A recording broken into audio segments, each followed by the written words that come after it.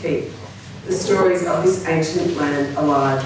I feel truly indebted to them, and I extend my thanks and respect to any Indigenous people present tonight. My name is Angela Savage, and it's my great pleasure to officially launch Sue Williams' new novel, the deliciously titled Dead Men Don't Order Flake.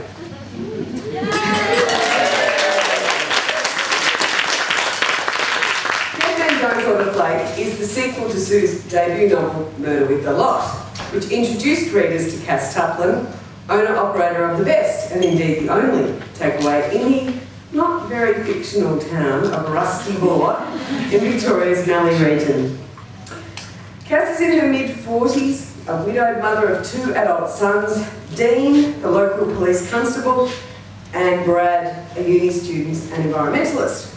Cass is also an amateur private investigator, albeit, as Dean likes to remind her, an unlicensed one. Murder with the Lot was shortlisted for the 2013 Ned Kelly Award for Best First Book, and if Sue suffered at all from difficult second novel syndrome, it certainly doesn't show. Dead Men Don't Order Flake finds Cass dealing with the return of her old flame, Leo Stone, believed to have died some 20 years earlier, as well as an actual dead person, the local journalist Natalie Kellett. Natalie's father Gary believes the car crash that killed his daughter was no accident, which ultimately puts Cass on a collision course, sorry, bad pun, with the chief investigating officer in the case, her son Dean.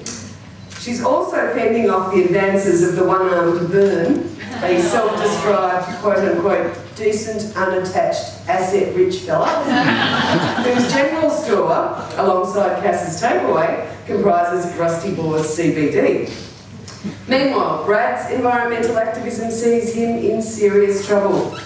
And speaking of the environment, what was really behind the shelving of plans to build a community solar farm in Rusty Boar? Was Leo's cousin Showbag genuinely convinced that his goats would suffer solar sickness-related headaches if the scheme went ahead? Dead Men Don't Order Flake combines a cast of colourful characters, I haven't even mentioned Madison and her ferrets, a vivid setting with a pacey plot and laugh-out-loud humour. This is the kind of book, if you're reading it on the train, you will attract looks. As the reviewer in the Saturday paper says, one of the novel's strengths is its affectionate, tongue-in-cheek treatment of its own genre and its distinctly local spin on cosy camp. Craig Kirchner at Abbey's Bookseller calls the novel enormously enjoyable, quintessentially Australian without being overcooked. And in my own search for food-related puns, I'd call Dead Men Don't Order Flake fresh, crisp, and the crime fiction equivalent of perfect comfort food. Now, in a moment, I'm going to be talking to Sue in more detail about the novel. But before we do that, I'd like you to ask you all to raise your glasses if you have them. Sue got one? You got one for Sue? Red or white? 2 white, Sue. White. White? I was going to say, can we hustle up a glass for Sue? And I have a sagging microphone. Cass's Flake fillets are way more crisper than that. Way less saggy. Okay, here we go. Thanks, Alice. So please charge your glasses and join me in congratulating Sue as I declare Dead Men Don't Order Flake officially launched.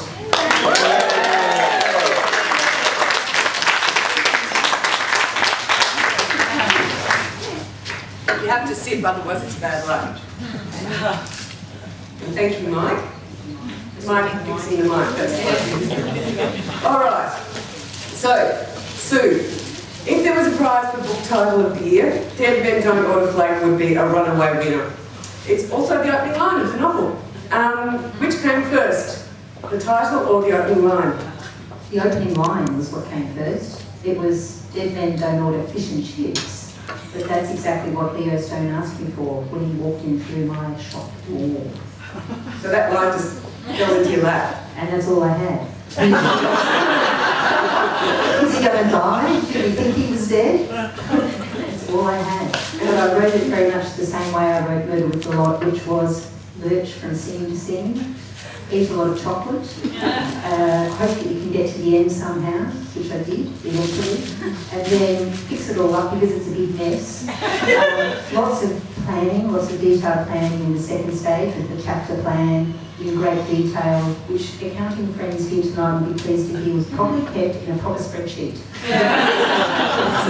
So people might be familiar with that spectrum that is used to describe writers with plotters at one end and pantsers at the other, as in those who fly by the seat of their pants. So definitely a first draft pantser, second draft plotter.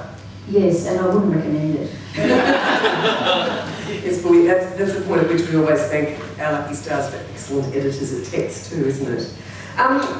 Your Cass Tupler novels are set in, like I said, the not very fictional town of Rusty Bore, population 147. Although, does Leo's return make it 148? That sign never changes. No. Who's born, who dies,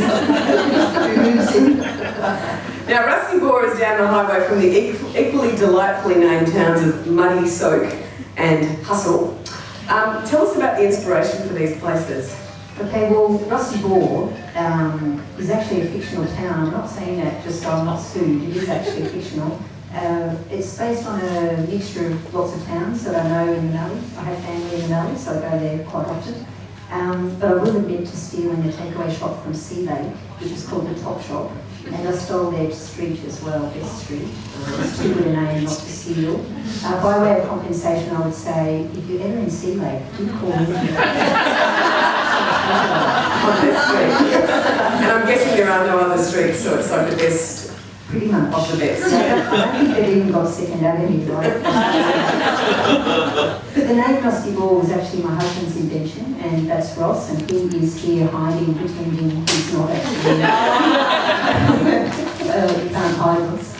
But so that was his invention. Muddy Soak, the bigger town down the road where they have all the non-stop festivals. The Yabby Extravaganza, the Olive Spectacular, the Fermentation Magnificence, all of those. Falling Leaves. Falling Leaves, the Turning Leaves Spectacular this year. That. Yeah. That is, was just, my own invention, Muddy Soak. I'm pretty proud of that, actually. It's an achievement. Especially optimistic setting calling a Mallee town. But it's kind of goldfields, sort of, because it's got the autumn trees that you wouldn't really get in the Mallee, and it's got permanent above ground water, which is pretty unfair because Rusty Bore hasn't got that at all.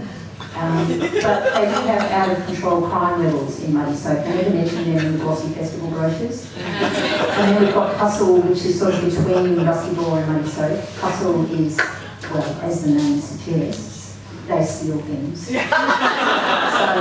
have taken Rusty Bore's Mallee Farm Days. They took them in 1991, and that was Rusty Bore's claim to fame. So they've got a sign that says they're the former home of the Mallee Farm Days. That's been there for how many years has it been since 91? Working out. I was an accountant friend. 25 years, here you go. Former home.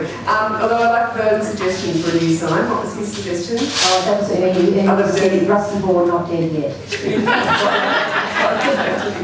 Now, it's actually, I don't know if people are aware of this phenomenon, but there are very, very few crime novels written in Australia, set in rural Australia, that are set in real places. I can only think of a handful of exceptions. Why do you think that is, and why have you chosen to fictionalise your locations? I would say that's because we're all a bunch of scaredy cats who don't want to be either sued or criticised for sending up people in a small place where it would be pretty visible what you're doing. As in, you'll never take away this town again. Yeah. You'll never step foot in this town again. We're changing the sign, it's 146. You said something interesting when we were talking about the novel a couple of days ago. You commented that the portrayal of rural Australia is always bleak unless it's coastal, but there's life in Rusty Bore, as Ernie points out. Tell us about that. Was that kind of deliberate on your part? It was sort of deliberate because there's this genre of crime called cozy crime, and we don't seem to do a whole lot of it here in Australia. It's the kind of thing you think of with some murders. Those villages are so gorgeous with all those thatched roofs. And yet you know immediately if you see a pretty village that it's just full of death and destruction. We don't really tend to do that so much here. And I thought, well, it'd be fun to take that idea, that cosy crime genre, and play around with it and try and make it a bit more Australian. And I thought, well, generally they had a pretty village. They had cats, they had cuppers, cardigans, chocolate. So I thought, okay, well, a pretty village, that's chips. Well, we've replaced the chocolate to some extent with chips. But we still have some chocolate. Rusty Boar is maybe not the prettiest village, but it's got that feel, the sea change feel, I call it, the eccentric characters, people you can rely on, like a real country town where you all know each other's business, but you can rely on each other. And instead of cats, we've got ferrets. I just thought there's not enough ferrets in crime fiction. Very true. I think that's really spot on. Let's stay with cozies for a minute. They've been called the palate cleansers of the crime fiction world, which I think is just lovely. And they are perennial favourites with readers, although they're subject to often rather rude criticism. But cozies mix charm and thrills to offer great escapist fun for readers. Josh Lanyon suggests that cosy as a subgenre has evolved significantly since the golden age of crime fiction, notably in embracing romantic subplots, which was once a new of the genre. You've talked a little bit about some of the rules of the genre, some of the conventions that you follow in Dead Men Don't Order Flake, albeit swapping the ferrets for the cats. Tell us about some of the rules you set out to bend or break, even. Apart from ferrets. Yeah. Apart from the substitution of ferrets for cats. Yes. Well, I didn't want to... Raymond Chandler didn't like cosy crime very much, possibly because Agatha Christie outsold him over and over and over. Again, I don't know if that's really the reason, but he felt that in cosy crime, people kind of magnolia blossomed the crime, if I can use magnolia blossom as a verb there. You're a writer, you're a that they involve a brutal murder, but you don't really ever think about that. You're too busy trying to solve the puzzle. And I thought it would be interesting to, I didn't want to graphically show the murder, but to try and just bend that rule a little bit so that it's slightly more realistic. Also in cosy crime, it's often, like we watched an episode of Midsummer Murders the other night, my parents used to be okay. And it's actually useful research because it's amazing. It's such a small village and yet they've got a publisher, a bookshop, an artist gallery, and everybody's so middle class, and so there's no kind of ordinary, what I call ordinary people, So I thought it would be interesting to have slightly more ordinary people, like one of them running a general store. He's very ordinary. And Madison with her ferrets, she's quite ordinary. There's a lot of tracksuit wearing too, let's face it, in public. Now, one of Lanyon's rules for writing cozies is never kill a cat. Indeed, he suggests killing anything small is probably not a good idea. Dead Men Don't Order Flake, as we discussed, doesn't have cats, but it does have other imperiled pets, including ferrets. Without giving anything away, are you worried about how readers might react to your breach of this rule? I am slightly concerned because I've heard Michael Robotham talk about doing nasty things to dogs, and in fact that's had on him through... I know, you only want a dog dagger. That's shocking, isn't it? Was it the one where the dog died? But no, see, that would be one. You had a real dog. Well, we'll have to wait and see. No spoilers. Let's talk a little bit about Cass, because she is just a hoot. Her full name is revealed. I'm not sure if you let that slip in book one, did you? Well, we did get it in book one, but I just thought we should mention it again in book two, in case somebody hadn't read book At one. least her full name, which is? Cassandra Ariadne. Because her father loved classical names, which wouldn't be a problem because her sister's called Helen, but Cass cocked the whole Cassandra Ariadne. Catastrophe. The whole catastrophe. Did she come to you fully formed, or is she someone that you've got to know better as you've been writing her? She came as a voice, which I know that doesn't sound good, does it? I was out walking one day and a flock of cockatoos flew overhead, white cockatoos, and I thought, gee, they look like bits of chip paper against the sky, and there was Cass, her voice was born. She ran a takeaway shop initially in Ferntree Gully where I live. But she moved, relocated to Rusty Ball. I don't know how that happened exactly. And she just doesn't go away. I thought she would. I just wrote a couple of hundred words, but she kept going. And I don't know how much longer she'll keep going, but she's very clear in my mind. And if I'm struggling with the plot, often I just ask her to tell me, and maybe have a chat with Brad about what's happening next, and that can be quite helpful. And you do write in the first person, which is a trick. I don't write in the first person, but if I'm stuck, if I'm having a bit of a block, I'll often write in the first person to get unstuck. Do you find that that's an easier way of also being with her, like you channeling her then when you write in the first person? I do sort of inhabit her skin, I think, while I'm writing. And yes, it is useful to have her not so much telling me what's happening, but her and another character talking to each other can be quite useful, particularly Dean or Brad. Let's talk about Dean, because I love Cass's relationship with her sons, particularly with Dean. As I say, he's senior constable, Dean Tuplin. I was going to make a rude joke again, but I've resisted. Cass and Dean's relationship actually reminded me a bit of Sherlock Holmes' relationship with Inspector Lestrade of Scotland Yard.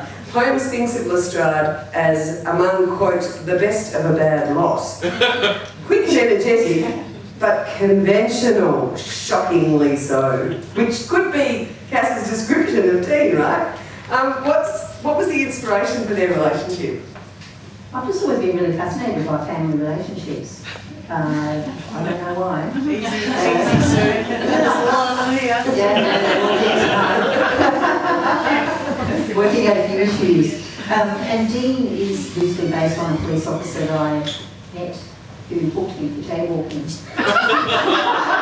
I was simply crossing a very narrow and safe laneway in Melbourne, and a man with a clipboard leapt out and fined me $60 and gave me a whole lecture as well. And I thought, this man is going into my future. I hope you made that fine tax deductible. Yes, research money. Also, there is a bit of a convention in cosy fiction where the sleuth, who's always an amateur, the PI is always an amateur, it's a necessity, it's one of the rules you cannot break in cosy crime fiction, where they often do team up with the cop, and that's a sort of really important part of how their cases get solved, but nothing like that happens between Cass and Dean. Not at all. In fact, Cass sort of laments in this book that something like, you know, just imagine there was this person, and she could be pretty much anyone, and this person is asked from time to time to solve people's problems. And she happened, this person, the first one, to have a son who was a cop. You'd think they'd work together occasionally, wouldn't it, to solve those people's problems, and it'd be an efficient kind of approach. And they could, you know, discuss those problems, taking their minds off their own life disappointments and difficulties for a while, and maybe even have a laugh together sometimes, like the person, the first one, used to have with the son's father. Before the father died, and it turned out he's just a lying, treacherous bastard. And she does try, I mean, she makes him sausage rolls, vanilla slice, you know, she's working hard. And she's loyal to him, she talks him up everywhere, and he just, and I can understand his point of view though too. I mean, it would be pretty embarrassing if your mother, who's an unlicensed private investigator, is running around solving crimes that you didn't even think were crimes in the first place. It would be pretty awful. And I can imagine that I would say to my own mother, possibly, the very thing that Dean says to his, which is an unlicensed private investigator is basically just a stalker mum. Actually, this might be a bit controversial, but in being a pretty ordinary cop, Dean could be said to take after his mother, who, if, you know, no offence, but she's a pretty ordinary investigator. Like, she's not that clever. I don't think you'll find anyone in Rusty Ball who agreed with you on that, Angela.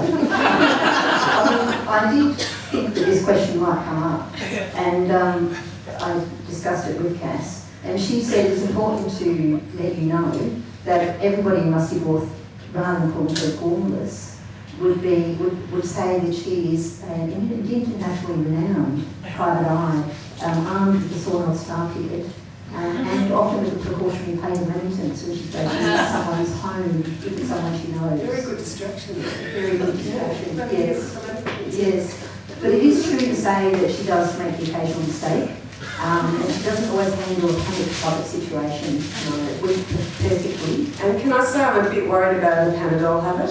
I was genuinely concerned. I mean, they do liver damage, just so. And I like that Saturday paper review that described her as a sexually frustrated Panadol guzzling grandmother. That's not so keen, but I don't like that. That's pretty accurate. So what does the future hold for Cass, apart from possibly more sweet potato wedges on the menu? I hope there'll be more sweet potato wedges, yes. I'm working on a third one at the moment, which is called Live and Let Fry. Just show that this society that Cass's Rusty Ball's answer to James Bond. She says I have a lot more back problems than James Bond would ever admit to. And she's on the hunt for a missing person. Who's called Joey, and there is a Joey here tonight who's a little bit worried about that. He has a very similarly nice laugh to the Joey. She'll be fine, Joe, she'll be fine. Fantastic. Well, that's something to look forward to. I have to admit, when Sue told me that the next book was going to be called Live and Let Fry, I howled with laughter. When I told my mum today on the phone, she howled with laughter. And I think, and as I say, I can highly recommend Dead Men Don't Order Flake. You'll start laughing with the first line and the laughter just doesn't stop. It's a fantastic read. Congratulations. And I'm going to hand over to you to say a few thank yous. Great.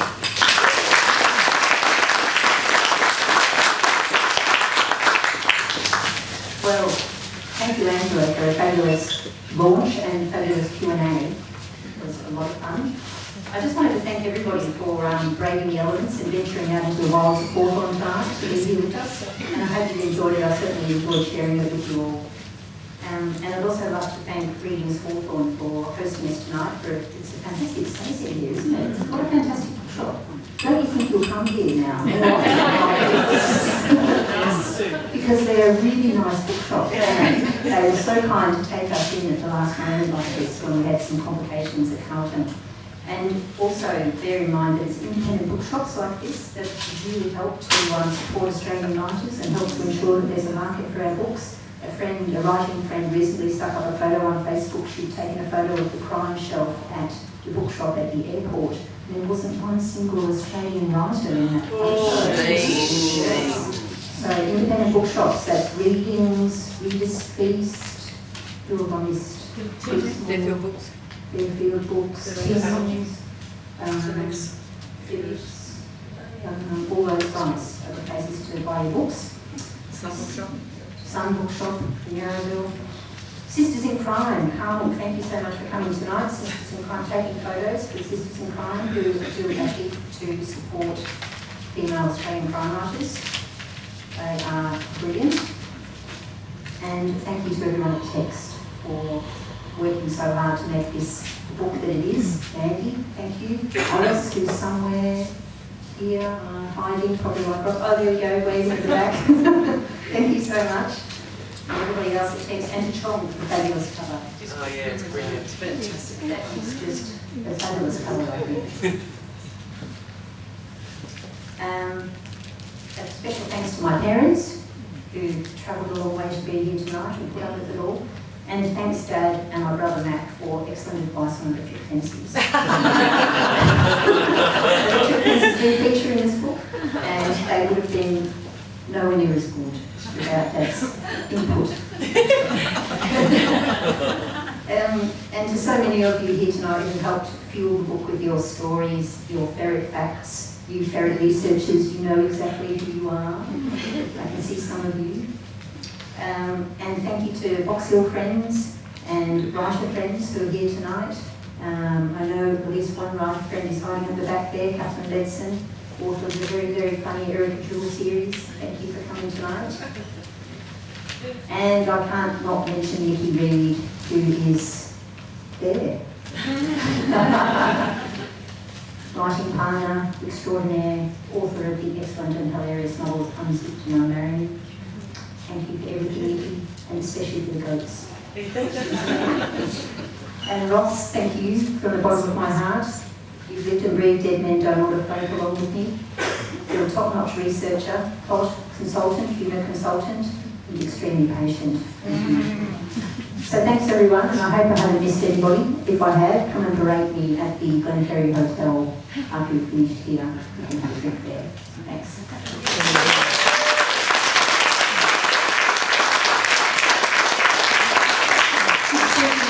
Now, more housekeeping. You can turn your phone back on. Also, Sue's going to sign books, but first you have to buy them, hopefully multiple copies. And so select your book, take it to the front, pay the money, and then get back there and get Sue to sign it. That's the way readers prefer to do it, and I can see their point. Also, please, could you bring your wine glasses back to the desk at the back? Otherwise, they find all over the places during the week, which is tedious. Thank you so much for coming. It's been a lovely day.